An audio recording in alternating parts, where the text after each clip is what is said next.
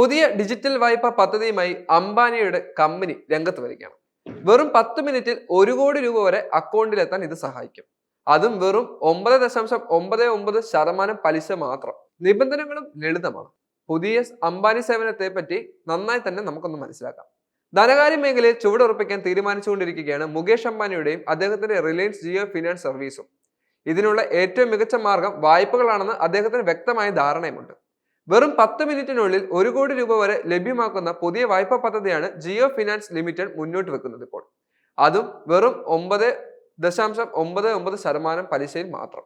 പുതിയ വായ്പാ പദ്ധതി പൂർണ്ണമായും ഡിജിറ്റലും സുരക്ഷിതവും OTP പരിശോധന അടിസ്ഥാനത്തിലുമാണ്. ഇത്തരം വായ്പകൾ കാലാവധിക്ക് മുമ്പ് എപ്പോൾ വേണമെങ്കിലും പിഴ പലിശകൾ കൂടാതെ തിരിച്ചടയ്ക്കാനും സാധിക്കുകയും ചെയ്യും. അതായത് ഫോർക്ലോഷർ ചാർജുകളൊന്നുമില്ല.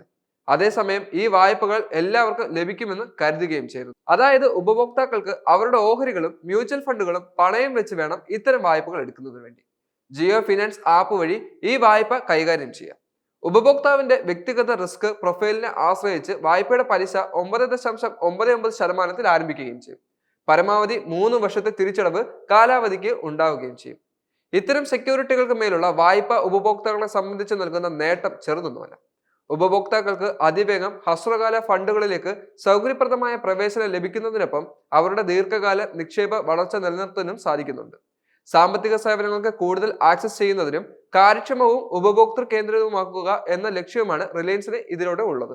ഇതോടൊപ്പം ജിയോ ഫിനാൻസ് ആപ്പ് വഴി ഭവന വായ്പകൾ, സ്വത്ത് ഇടിയൽ വായ്പ, കോർപ്പറേറ്റ് ധനസഹായം എന്നിവ കമ്പനി വാഗ്ദാനം ചെയ്യുന്നുണ്ട്.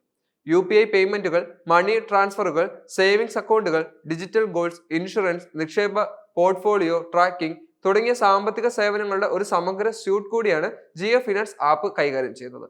പുതിയ സേവനം കൂടുതൽ ആളുകളെ, പ്രത്യേകിച്ച് ഓഹരി വിപണി നിക്ഷേപകരെ ആകർഷിക്കാൻ സഹായിക്കുമെന്ന് റിലയൻസും പ്രതീക്ഷിക്കുന്നുണ്ട്.